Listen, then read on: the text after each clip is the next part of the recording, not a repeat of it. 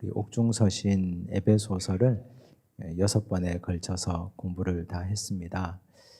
에베소서의 주제는 옥중서신 중에 교회였습니다.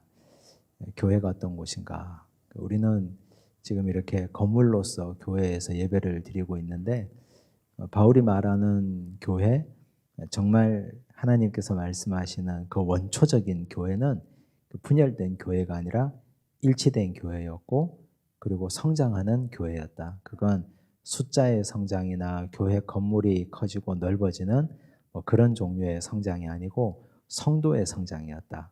성도의 성장이라고 하는 건 하나님의 아들을 믿는 것과 아는 일에 하나가 되어 그리스도의 장성한 분량이 충만한 데까지 이르는 것, 그게 성장이었다.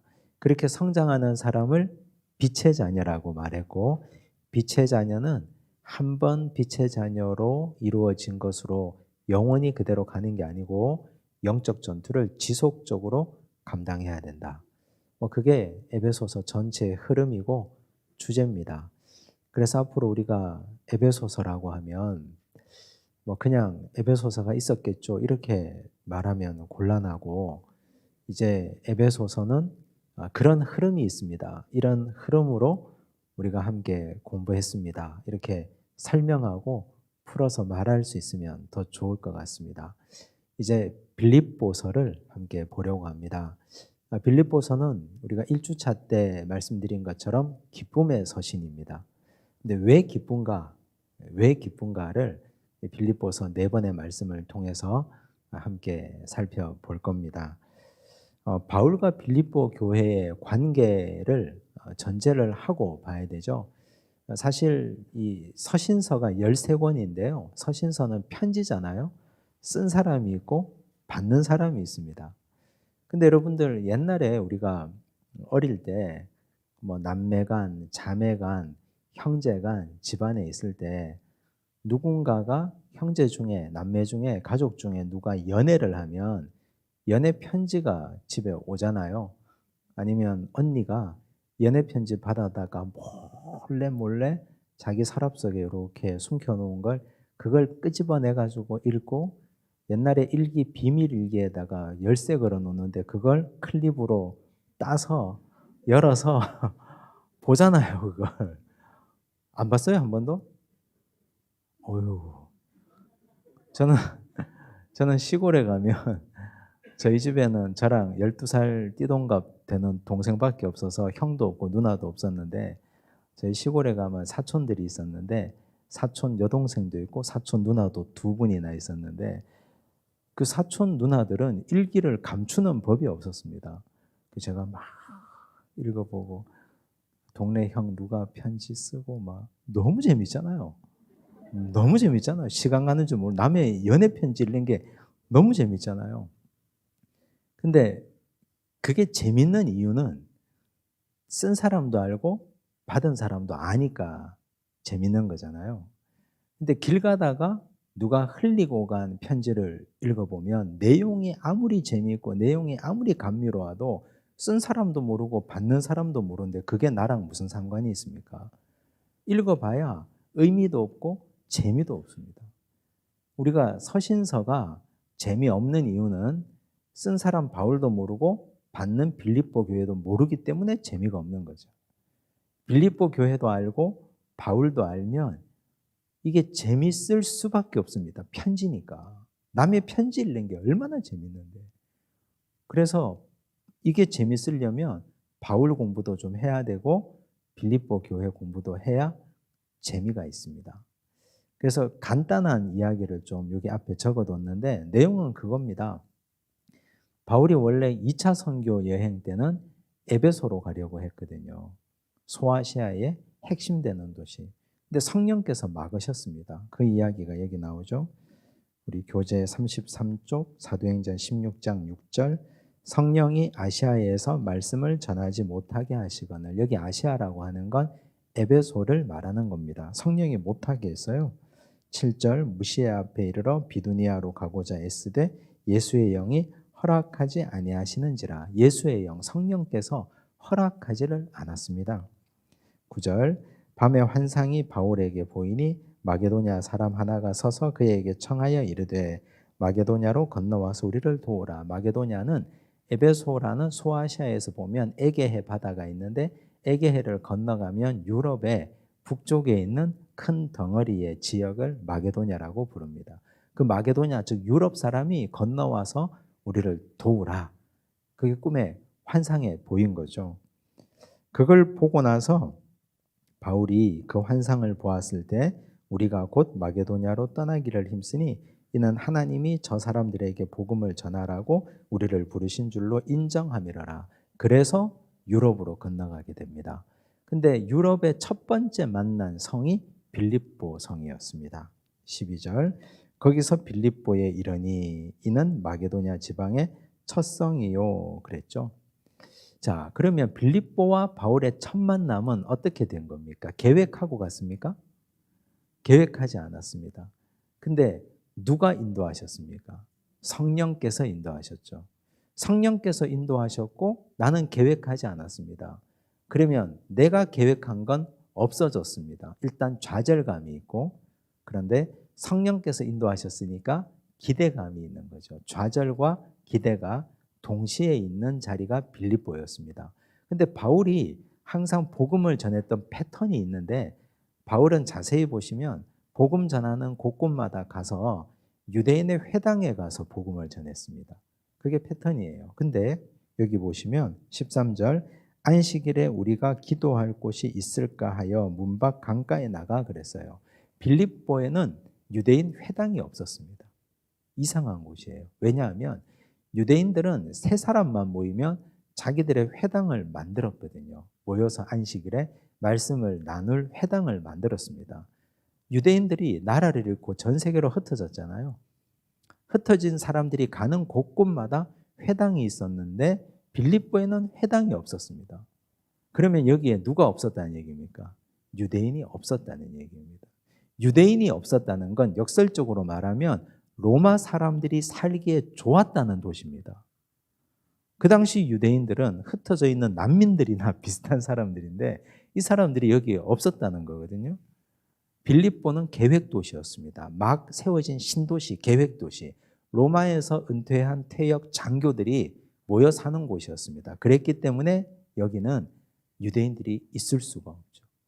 그러니 유대인 회당이 없고 근데 성령께서 바울을 이쪽으로 인도했는데 항상 하는 패턴이 없어진 겁니다. 유대인 회당에서 복음을 못 전하게 된 거예요. 그래서 바울이 어떻게 했느냐? 바울이 강가에 나가서 여인들이 모인 곳으로 갔습니다. 14절 두아디라시에 있는 자색 옷감 장사로서 하나님을 섬기는 루디아라는 한 여자가 있었습니다. 자색 옷감이다. 자색, 그 당시에 자색은 굉장히 비싼 옷감이죠. 그 비싼 옷감을 파는 루디아라는 여자가 있었습니다. 그러면 이 루디아는 지체 높은 사람들을 상대하는 사람인 거죠. 그러면 이 옷감은 비싸니까 이 여인은 기본적으로 큰 손입니다. 근데 루디아가 어떤 사람이냐? 하나님을 섬기는 루디아라 그랬습니다. 이미 하나님을 믿고 있었습니다. 하나님을 믿었습니다. 이 여인에게 바울이 가서 말씀을 전한 거죠. 그런데 주께서 그 마음을 열어 바울의 말을 따르게 하셔서 15절 그와 그 집이 다 세례를 받았습니다. 그러면 루디아는 어떤 인물이었습니까? 하나님을 믿긴 믿었는데 세례받기 전의 사람이었습니다. 그 당시 세례는 오늘 우리의 세대와 다르죠. 그 당시 세례는 예수 그리스도를 구주로 고백하는 겁니다. 공중 앞에서, 사람들 앞에서, 입으로. 근데 그렇게 고백했다가 고발당해서 잡혀가면 어떻게 됩니까? 죽어요. 죽을 수 있어요. 예수 그리스도께서 십자가에 달려 돌아가신 죄목이 유대인의 왕 나사렛 예수거든요. 그 당시 왕은 로마 황제밖에 없습니다. 근데 예수님의 죄목이 유대인의 왕, 예수께서 자기를 유대인의 왕이라고 말했기 때문에 그 예수를 믿고 예수를 따르는 무리는 모두가 다 반역자로 인정하던 시절이었습니다. 그래서 세례받는다는 건 굉장히 위험한 것이었고 세례를 받았다는 것은 이제는 내가 목숨을 내놓겠습니다 하는 결단입니다. 루디아는 바울을 만나기 전까지는 이름만 그리스도인이었습니다. 그런데 바울을 만나고 나서 복음을 제대로 받아들이고 나서 이 여인은 목숨을 건 그리스도인이 된 거죠. 빌립보 교회의 첫 열매입니다. 루디아가. 그래서 이 빌립보 교회는 큰 손을 가진 큰 장사를 하는 루디아라는 여인이 첫 열매였기 때문에 그 주변의 동종 업계에 종사하는 여성들부터 시작해서 옷 좋아하는 여인들, 그런 사람들이 많이 빌립보 교회의 초기 멤버가 됐겠죠. 여성 성도들이 많은 것이 빌립보 교회의 특징입니다. 여러분, 그러면 여성 성도들이 많은 공동체가 어때요? 여인들이 많은 공동체. 좋은 거부터 얘기해 보세요. 좋은 거. 나쁜 거 말고. 일단 분위기가 좋다. 두 번째, 따뜻하다. 일단 밥은 굶지 않는다. 뭐 모이면 무조건 먹더라고요. 일단 먹어야 되더라고요. 그렇잖아요. 근데 또 단점도 있어요. 일단 말이 많아요. 말이 많고 또 집에 가서도 더 말이 많아요. 모여서 말 많은데 집에 가서 해쳐 모여 해서 3, 4, 5 모여가지고 그 자리에 있었던 누구 뒷담화하고 막 말이 많아요. 또 손이 좀 많이 가요. 이렇게 말 많은 거 해결하려고 그러면 손이 많이 가는 거죠. 바울이 빌립보서 4장, 3장에 이렇게 보면 뭐 순두개와 또 아무개 권하고 막 이렇게 하잖아요. 뭐 이런저런 이야기도 있고. 근데 그런 교회가 빌립보 교회였습니다. 이 전 이해를 가지고 바울이 로마 감옥에서 편지를 쓰는데 왜 바울이 하필 본인이 개척한 수많은 교회 중에 로마에서 구류 상태에서 빌립보 교회에 편지를 쓰는가? 빌립보 교회에서 바울의 쓸 것을 보냈거든요. 에바브로디도라는 한 사람을 통해서.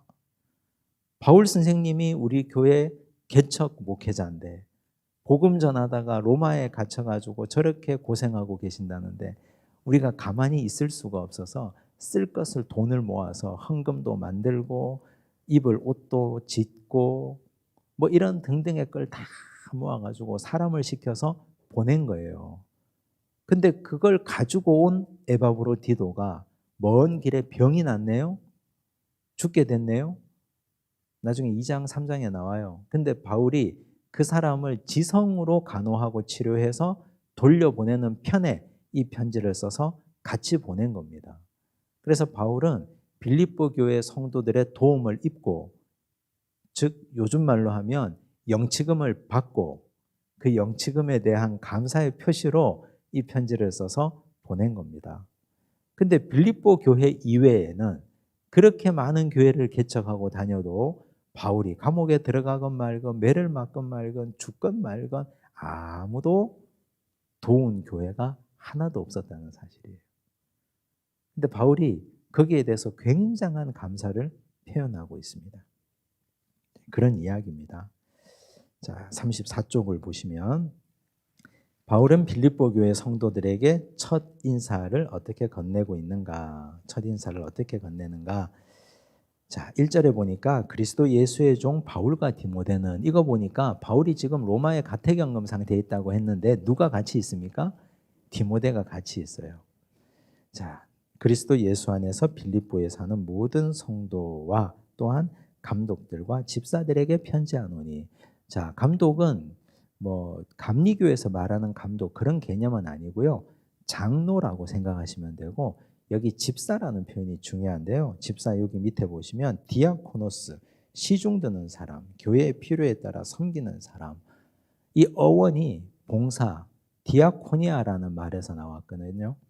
근데 이 집사라는 말을 우리가 한번 생각해 봐야 돼요. 여기 집사라는 말 속에 교회의 필요에 따라 섬기는 사람이다 이렇게 되어 있죠. 시중드는 사람이다 이렇게 되어 있습니다. 근데 요즘 집사님들은 어떠세요? 요즘 집사님들 교회의 필요에 따라서 섬깁니까? 아니면 내 필요에 따라서 섬깁니까?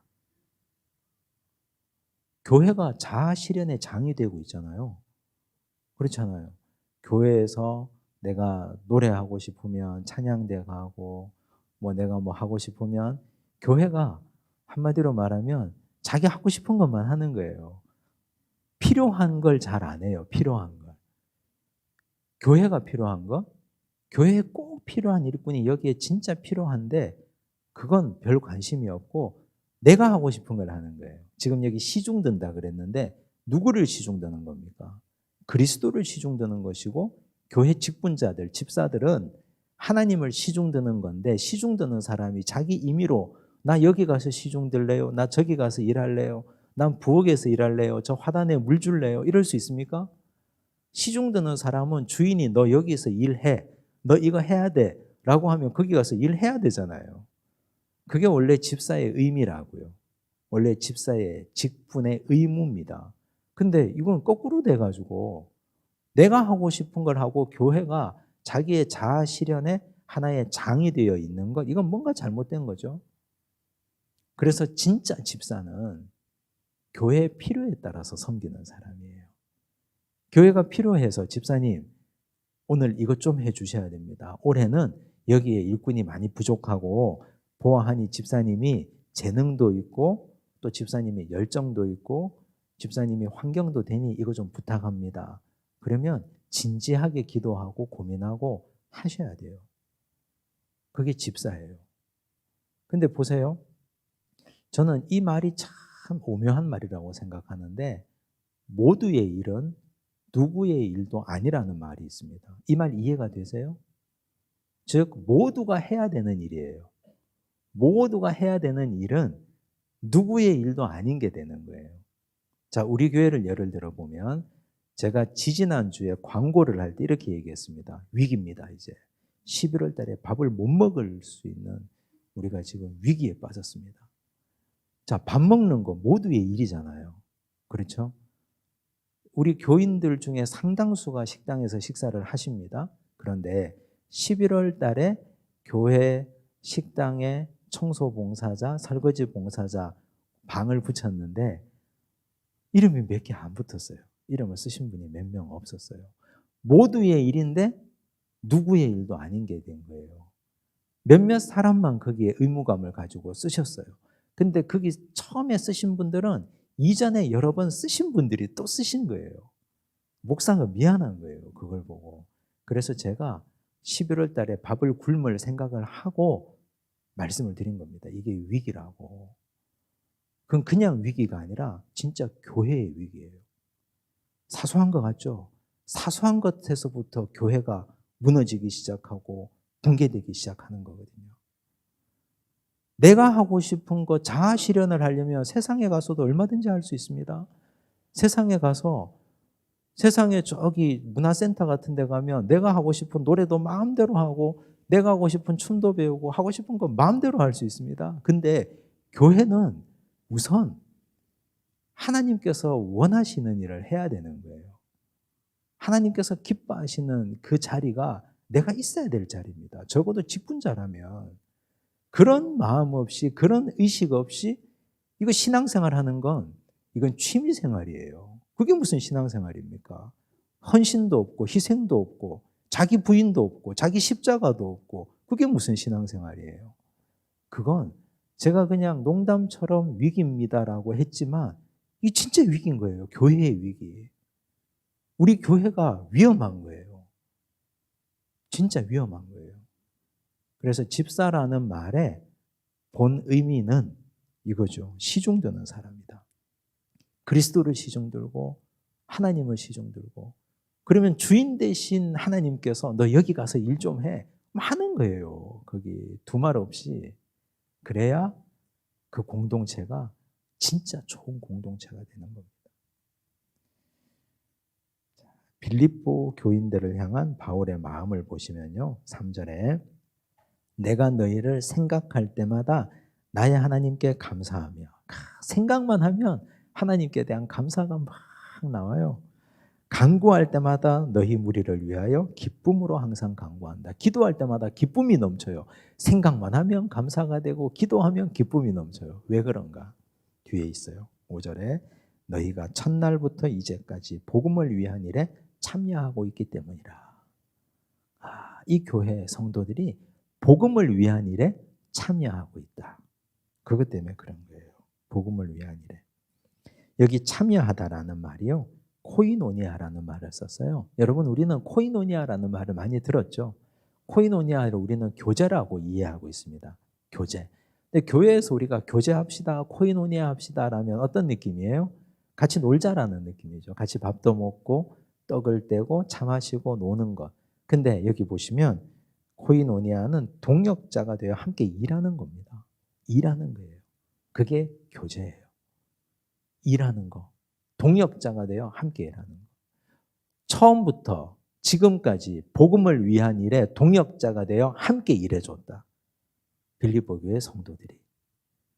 바울이요, 복음 전하러 멀리 갈 때마다 빌립보 교회 성도들은 우리 바울 선생님 자비량으로 천막 키워가면서 자기가 돈 벌어가면서 저기 가서 복음 전하고 또 저기 가서 복음 전하는데 우리가 선교비라도 좀 드려야지. 그리고 복음을 위한 일에 동참하는 거예요. 선교비도 보내고. 지금 여기 로마 감옥에 구류되어 있다는 얘기를 듣고 사람 보내가지고 쓸 것 보내는 거 보세요. 쓸 것 보내는 거. 또 바울이 예루살렘 교회가 기근 때문에 힘들다는 얘기를 빌립보 교회 성도들에게 했더니 이 교회 성도들이 헌금해서 바울에게 줘서 예루살렘 교회에 전달하게끔 하고 복음을 위한 일에 헌신적으로 동역자로 참여하고 있었던 거죠. 그래서 기도할 때마다 감사가 넘치고 기쁨이 넘치는 거죠. 너희 안에서 착한 일을 시작하시니가 그리스도 예수의 날까지 이루실 줄을 우리는 확신하노라. 끝까지 이 일을 감당하라. 그 말입니다. 8절에 보니까 내가 예수 그리스도의 심장으로 너희 무리를 얼마나 사모하는지 하나님이 내 증인이시니라. 바울이 이런 표현 한 적이 없거든요. 빌립보 교회 성도들 외에는. 그래서 복음을 위한 일에 참여하는 것이 이토록 귀한 겁니다. 여러분, 우리는 복음을 위한 일에 참여하고 계십니까? 이 일이 진짜 하나님의 일이다. 이 일이 정말 하나님께서 기뻐하시는 일이다. 그러면 어떤 식으로든지 참여해야 되는 거예요. 그게 동역자가 되어서 동참하고 함께 일해야 되는 겁니다. 함께. 기도하는 것도 일이죠. 몸으로 함께 뛰는 것도 일이죠. 내 물질을 드리는 것도 일이죠. 그래야 하나님께서 우리를 기뻐하시지 않겠습니까? 복음을 위한 일은 제쳐두고 나를 위한 일에만 열심히 일하면 하나님의 기쁨이 되겠습니까? 바울이 빌립보 교회 성도들을 그렇게 표현했습니다. 이제 이 교회 성도들을 위해서 바울이 기도해줘요. 근데 바울의 기도가 절절합니다. 저는 이 기도 굉장히 좋아하거든요. 바울의 신학은 상당히 일관적입니다. 여기서 이 말하고 저기서 저 말하고 그러지 않아요.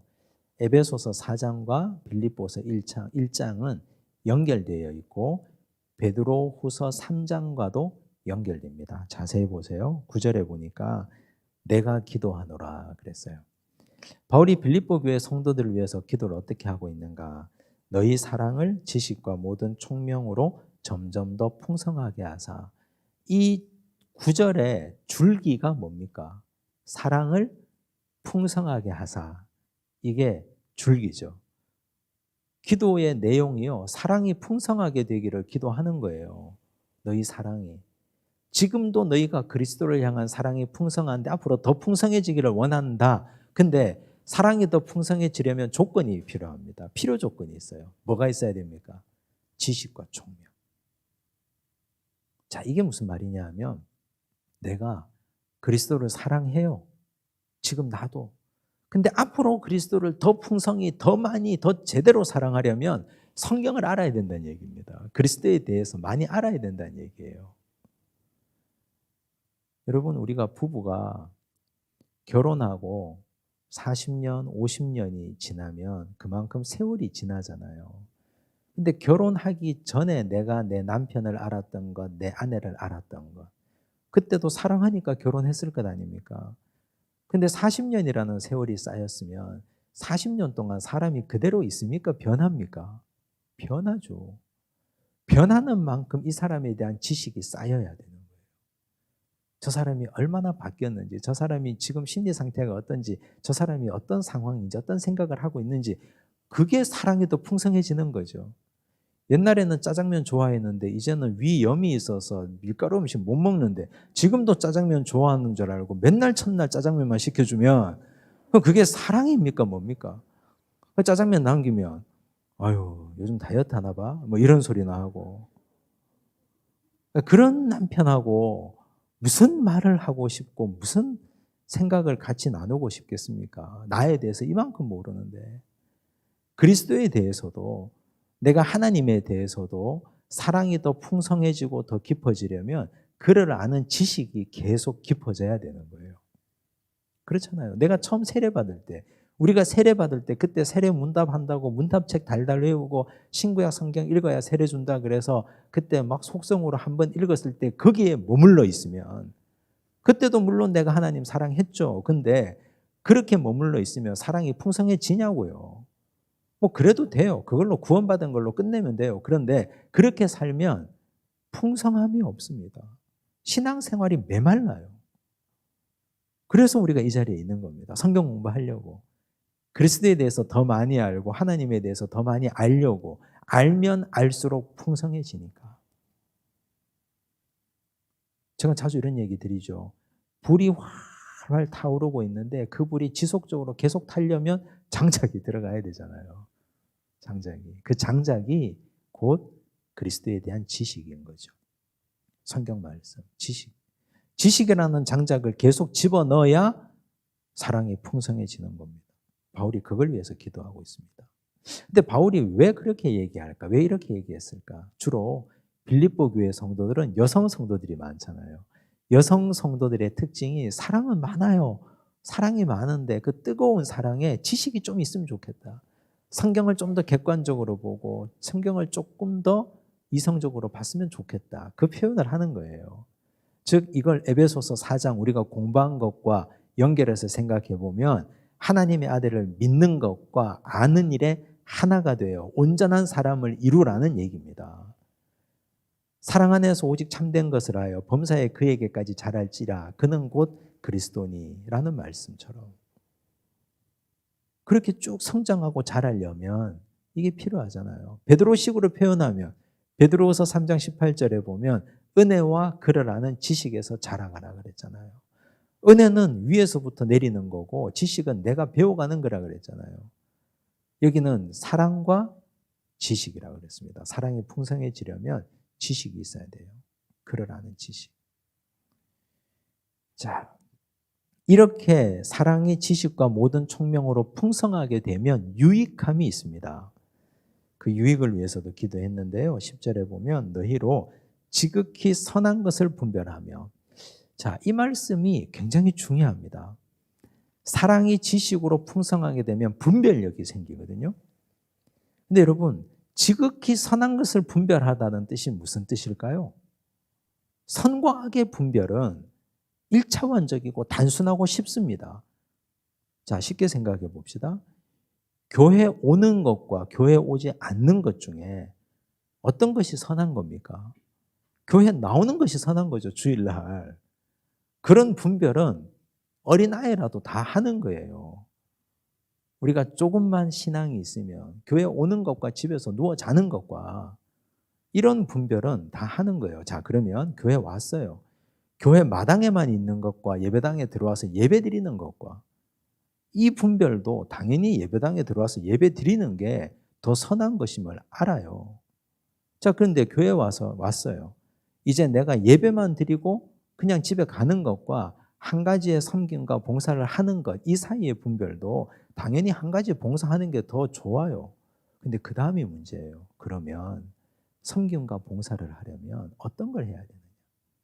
아까 처음에 말씀드린 것처럼 내가 원하고 나의 자아 실현을 원하는 걸 해야 되냐? 아니면 하나님께서 기뻐하시고 교회 구멍이 나 있는 걸 내가 찾아가서 해야 되느냐? 이게 지극히 선한 것을 분별하는 거거든요.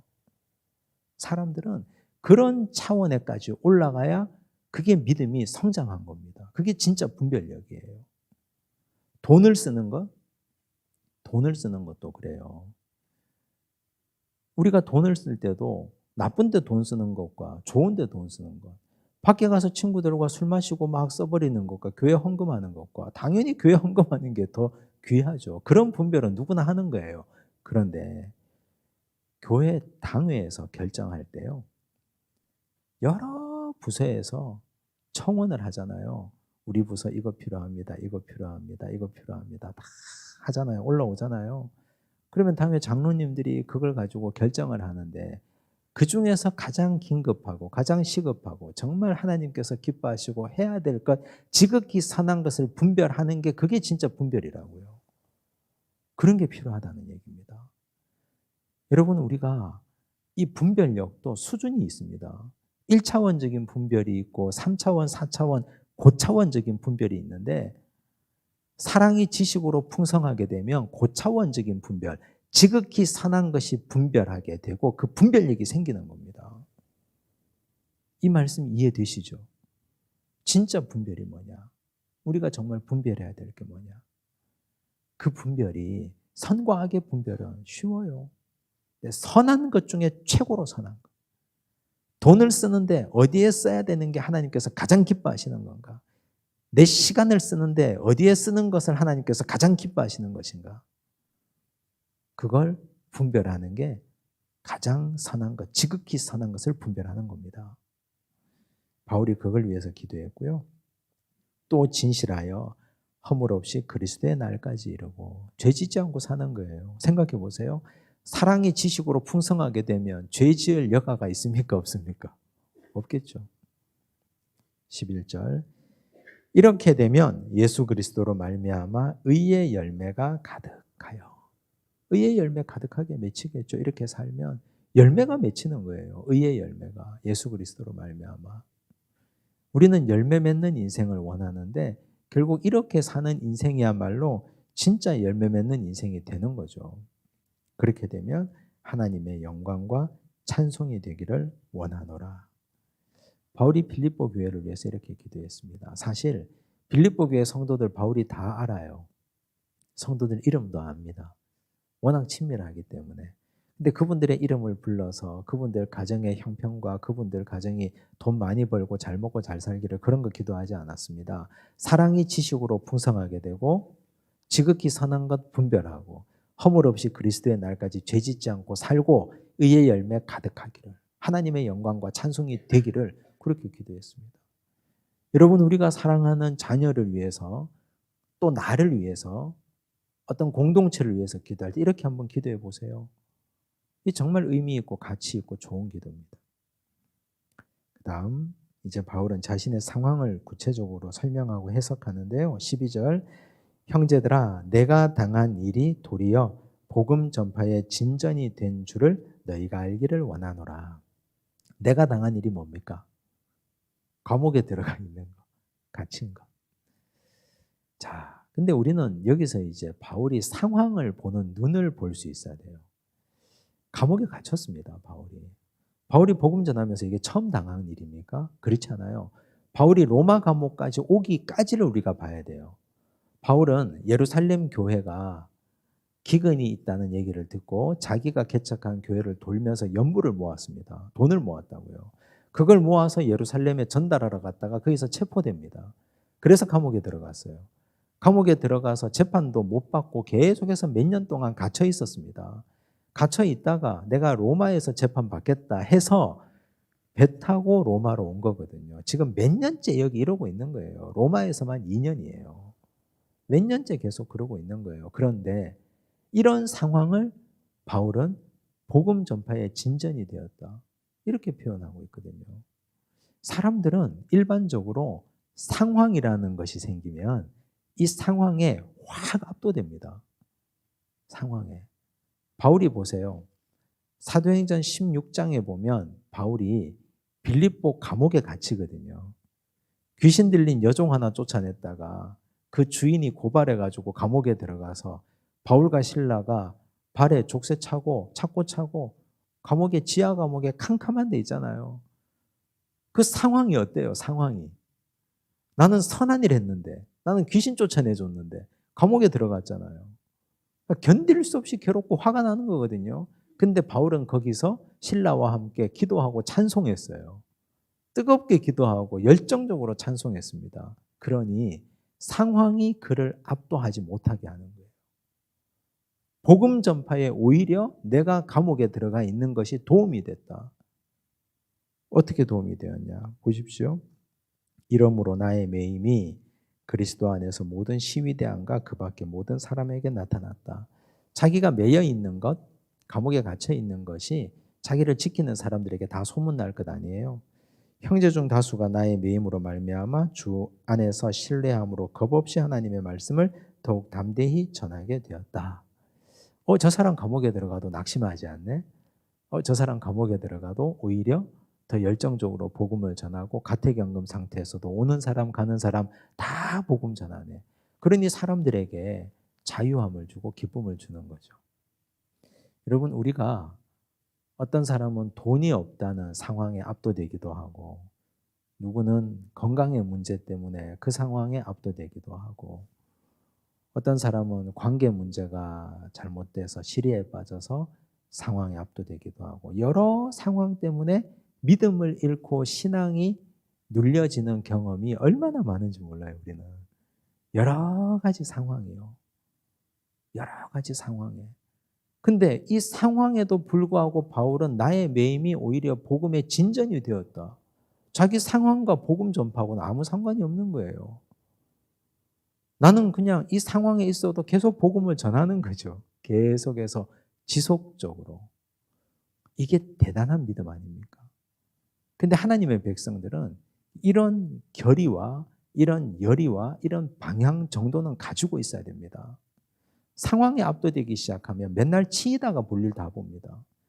이번에는 이래서 못하고 저번에는 저래서 못하고 아파서 못하고 애 때문에 못하고 돈 없어서 못하고 그러다 보면 늙어 죽어요. 그냥 아무것도 못해요. 상황은 상황이고 복음 전파는 복음 전파인 거예요. 근데요 15절 보니까 어떤 이들은 투기와 분쟁으로 어떤 이들은 착한 뜻으로 그리스도를 전파한다. 투기와 분쟁으로 그리스도를 전하는 사람들이 있는데요. 17절 보시면 그런 사람들이 이런 사람들이에요. 그들은 나의 매임에 괴로움을 더하게 할 줄로 생각하여 순수하지 못하게 다툼으로 그리스도를 전파하느니라. 이런 사람들이 누구냐 하면요. 바울이 사도였잖아요. 근데 바울의 사도됨을 인정하지 않는 사람들이 꽤 많았습니다. 왜냐하면 바울은 예수님을 얼굴을 한 번도 본 적이 없습니다. 예수님이 이 땅에 공생의 삶을 사실 때. 근데 바울은 자기가 사도라 하고 다니거든요. 사람들이 바울의 사도됨을 인정한 적이 별로 없습니다. 근데 그랬던 바울이 감옥에 들어갔네요. 이제 바울이 감옥에서 나와서 복음을 전하기 전에 밖에 있는 사람들이 우리가 더 열심히 복음 전해서 바울보다 더 많이 교회 개척하고 더 큰 교회 세우겠다. 그렇게 다툼과 시기로 복음을 전하고 있는 거예요. 바울은 그거 괜찮다. 그렇게 해서 그리스도만 전파되면 나는 아무런 상관이 없다. 그게 18절입니다. 그러면 무엇이냐? 거칠애로 하나 참으로 하나 무슨 방도로 하든지 전파되는 것은 그리스도니 이로써 나는 기뻐하고 또한 기뻐하리라. 사람들이 내가 감옥에 들어가서 옳았구나 잘 되었다 하고 복음을 전해도 전해지는 것은 그리스도니 나는 기쁘고 또 기쁘다.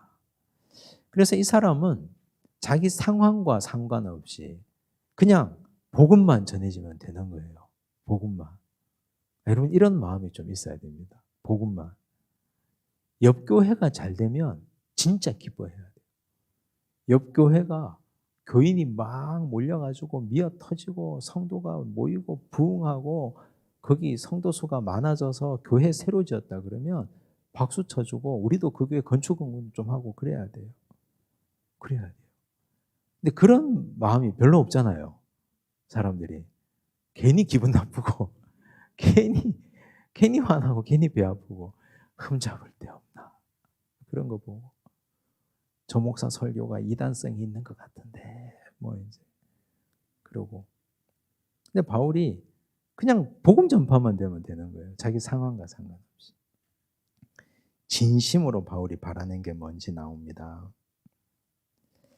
20절 나의 간절한 기대와 소망을 따라 아무 일에든지 부끄러워하지 아니하고 지금도 전과 같이 온전히 담대하여 살든지 죽든지 내 몸에서 그리스도가 존귀하게 되게 하려 하나니. 살든지 죽든지 그랬습니다. 자기는 지금 감옥에 있어요. 죽어도 상관없다는 얘기예요. 죽을 수 있잖아요. 언제 그를 불러다가 형장의 이슬로 목을 베어버릴지 모르죠.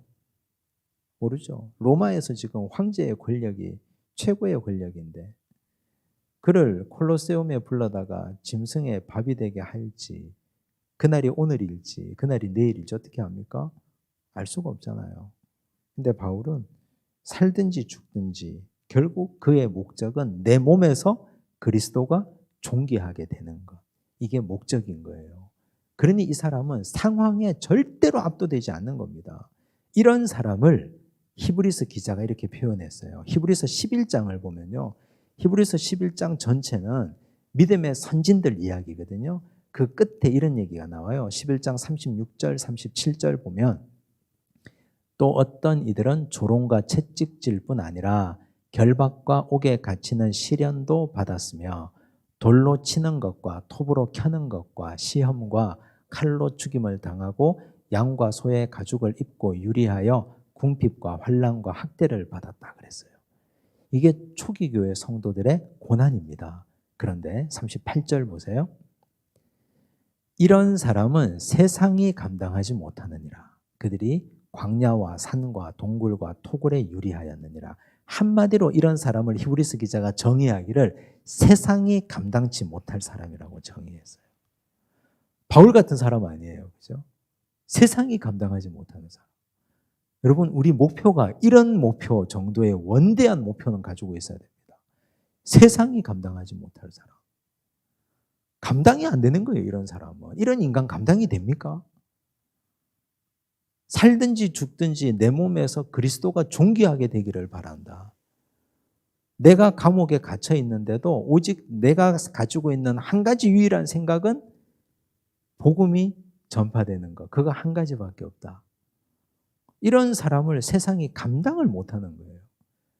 그러면 세상이 감당치 못한다는 말을 바꾸면 세상의 권세 잡은 자가 누굽니까?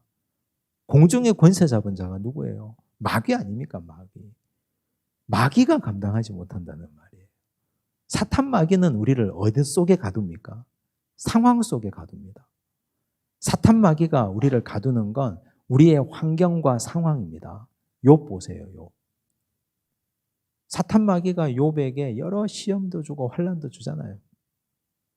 그런데 우리가 그 환경과 상황 속에 딱 들어가 버리면 그 안에서 딱 갇혀가지고 나는 이것 때문에 이거 못해. 나는 이것 때문에 복음 못해. 난 이것 때문에 예수 못 믿어. 난 이것 때문에 교회 못 가. 난 이것 때문에 봉사 못해. 난 이것 때문에 성경 공부 못해. 이렇게 되면 그 상황 안에 들어가 버리는 거거든요.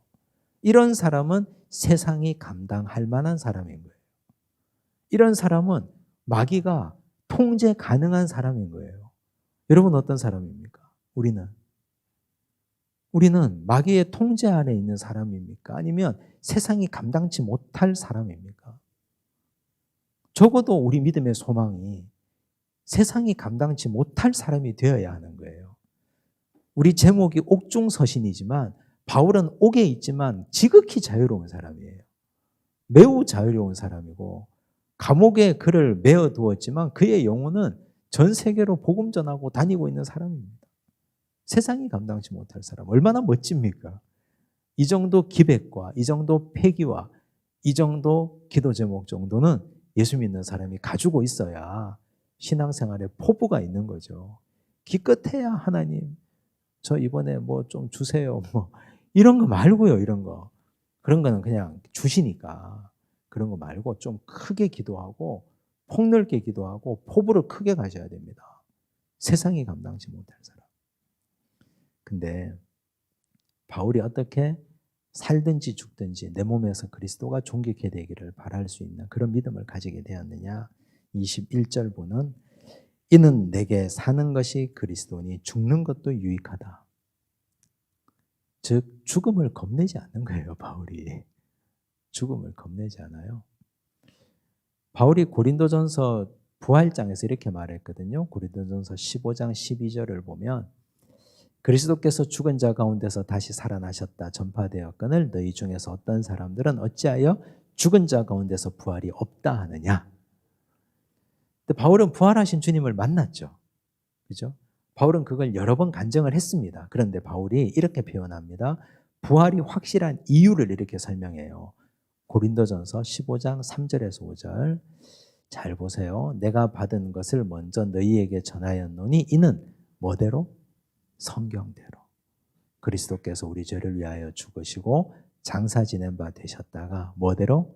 성경대로 사흘 만에 다시 살아나사 게바에게 보이시고 후에 12 제자에게 와. 성경대로 죽으시고 성경대로 살아나신 거예요. 사람들은요, 부활의 증거를 보이라 그러죠. 바울이 부활하신 주님 만났다니까요, 다메섹에서. 근데 그 얘기를 하지 않아요. 결정적인 순간에 부활 얘기할 때 성경대로 죽으시고 성경대로 부활하셨다. 성경이 유일한 증거입니다. 성경이. 우리가 성경 믿잖아요. 하나님의 말씀 믿잖아요. 하나님의 말씀을 믿는데 왜 부활을 믿지 못하냐? 부활을 믿지 못하니까 죽는 게 겁이 나고, 부활을 믿지 못하니까 상황에 압도되고, 부활을 믿지 못하니까 먹고 사는 것이 걱정되고, 부활을 믿지 못하니까 이 상황 때문에 자꾸 모든 걸 못하게 되고 이 안에 갇히게 되는 거거든요. 근데 부활에 대한 확신만 있으면, 부활에 대한 확신만 정확하게 제대로 가지고 있으면 죽는 게 겁나지 않는데 세상이 어떻게 감당합니까? 사탄이 통제하지 못하는 영역이 있거든요. 사탄은 죽음을 통제할 수 없습니다. 사탄은 죽음 너머의 영역은 자기 영역이 아니에요. 죽음 너머의 영역은 그리스도의 영역입니다. 죽음 너머의 영역, 죽음 이후의 3일간의 그 영역은 우리 하나님과 그리스도의 영역이에요. 그래서 사탄은 그 앞까지만 통제하고 다스릴 수 있습니다. 부활은 사탄이 절대로 침범할 수 없는 영역입니다. 그래서 우리가 부활에 대한 확신만 있으면 죽으나 사나 거기에 대해서 별로 매이지 않아요. 그래서 그냥 겁날 것 없이 그냥 사는 겁니다. 믿음 생활 열심히 하고 남들에게 기죽지 않고 세상이 감당치 못할 사람으로 외치고 전하고 눈치 보지 않고 복음대로 사는 거예요. 말씀대로. 한번 사는 세상인데 복음대로 한번 제대로 살아봐야 되지 않겠습니까? 이제 바울이 개인적으로 소망하는 걸 얘기합니다. 자, 23절 보시면 내가 그 둘 사이에 끼었으니 그 둘이 뭡니까? 사는 것과 죽는 것. 차라리 세상을 떠나서 그리스도와 함께 있는 것이 훨씬 더 좋은 일이라. 나는 부활을 확신하니 세상 떠나 천국에 가는 것이 훨씬 더 좋다. 나로 생각하면, 나 혼자 생각하면 지금 당장 빨리 천국 가고 싶다는 얘기예요. 그렇게 하고 싶으나 내가 육신으로 있는 것이 너희를 위하여 더 유익하다. 너희 때문에, 빌립보 교회 성도들 때문에. 내가 살 것과 너희 믿음의 진보와 기쁨을 위하여 너희 무리와 함께 거할 이것을 확실히 아노니 내가 다시 너희와 같이 있으므로 그리스도 예수 안에서 너희 자랑이 나로 말미암아 풍성하게 하려 함이라. 그가 살아야 할 이유가 뭡니까? 바울이 살아야 할 이유. 내가 삶으로써, 여기 나오죠. 25절. 너희 믿음의 진보와 기쁨. 바울이 살아감으로 빌립보 교회 성도들의 믿음의 진보와 그들 삶의 기쁨이 있으니까 내가 사는 거예요. 여러분, 우리가 사는 이유가 뭡니까? 사람들 그런 얘기 하더라고요. 아유, 목사님 죽지 못해 살죠. 세상에 권사님 입에서 그런 얘기나 하고 정말 믿음 없는 소리예요. 죽지 못해 산다는 말. 절대로 그런 얘기 하시면 안 돼요. 죽지 못해 산다는 말처럼 허무한 말이 없고 그 말처럼 불신앙적인 말이 없습니다. 절대로 그런 말 해서는 안 돼요. 말이 얼마나 중요한데. 내가 사는 이유는 누군가의 믿음의 진보와 기쁨이 되니까 사는 거예요. 그게 내 삶의 이유입니다. 그게 내 사명이에요. 내가 살아서 내 자식의 믿음의 진보와 그의 기쁨이 되면 하나님이 나를 살려놓으시는 거거든요. 내가 이렇게 사는 이유가 뭡니까? 내가 믿음 생활 잘해서 나의 믿음을 보고 내 자식들이 그 믿음을 본받아서 그의 믿음의 진보가 되고 기쁨이 되니까 사는 거고, 내가 교회 직분자로 살면서 나를 보는 믿음이 어린 사람들의 믿음의 진보와 기쁨이 되니까 사는 거예요. 그게 내 삶의 이유입니다. 벌어먹자고 사는 게 아니에요. 그냥 그거 입에 풀칠하자고 사는 게 아니고 우리 삶의 사명이 바로 이런 겁니다. 우리는 천국을 확신하고 부활을 확신하니까 지금 당장이라도 천국 가는 게 제일 좋죠. 바울처럼. 아쉬울 게 하나도 없는 거예요. 후회될 것도 없고. 그런데 살아야 할 이유는 누군가의 믿음의 진보가 되는가? 누군가의 기쁨이 되는가? 그 생각해 보셔야 돼요. 우리는 진짜 누군가의 믿음의 진보가 됩니까, 내가? 누가 나로 인해서 믿음이 성장하고 있습니까? 누가 나로 인해서 기쁨이 넘친다고 고백하고 있습니까? 그러면 살 이유가 있는 거예요. 그러면 내가 밥 먹을 이유가 있고 먹고 살 이유가 있는 겁니다. 그게 아니면 살아도 사는 게 아닌 거예요, 진짜. 삶의 의미는 다른 데서 찾는 게 아닙니다. 자식들이 잘 되고 자식들이 다 좋은 데서 직장 생활해서 돈 벌어주고 해외여행 보내주고 그런 거 천국이 더 좋은데 나중에 뭐 그런 건 별로 의미 없는 거예요. 진짜 중요한 건 내가 살아서 누군가의 믿음의 진보가 돼야 됩니다. 그 누군가의. 그리고 누군가의 기쁨이 있어야 됩니다. 바울처럼. 이게 사명자의 이유입니다. 27절 오직 너희는 그리스도의 복음에 합당하게 생활하라. 이 생활하다라는 말을 헬라어로 폴리티오마이, 시민답게 생활하다, 뭐 시민권 폴리티우마 이렇게 해놨는데요. 자, 이게 무슨 말일까요? 그리스도의 복음에 합당하게 생활하라. 합당하다, 어울리다라는 뜻이거든요. 복음에 어울리게 생활하라. 이 여자분들 그렇더라고요. 이 코트에 어울리는 가방이 있고 이 코트에 어울리는 구두가 있고 이 치마에 어울리는 신발이 있고 뭐 그렇대요. 진짜 그렇죠. 그래서 구두가 그렇게 많아도 구두가 없다는 이유는 이 코트를 새로 샀기 때문에 이 코트에 어울리는 구두가 없다 그 말이다. 그래서 남자들이요 제발 귀를 열고 제대로 알아들어라. 여기 구두가 없다는 말은 이 코트에 어울리는 게 없다는 거다. 그래서 무식한 남자들이요 코트만 사주지 말고 구두도 사주고 뭐 다 사주라 뭐 그런 얘기를 내가 들었어요. 제가 어디서. 기가 막힌 얘기예요 정말. 근데 그 기가 막힌 얘기가 여기 있어요. 복음에 합당하게 생활하라. 복음이라는 것을 우리가 걸치면 복음이라는 옷을 우리가 입으면 그에 합당한 삶이 따라와야 되거든요. 그리스도인들은. 복음이라는 옷을 입으면. 복음이 뭡니까?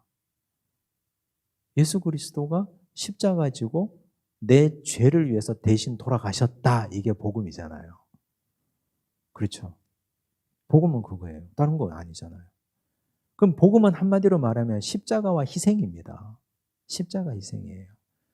그러면 바울이 지금 요구하고 있는 게 빌립보 교회 성도들에게 너희는 복음을 입은 자로 십자가와 희생의 옷을 입고 합당하게 생활하느냐 이 질문입니다. 이 질문이에요.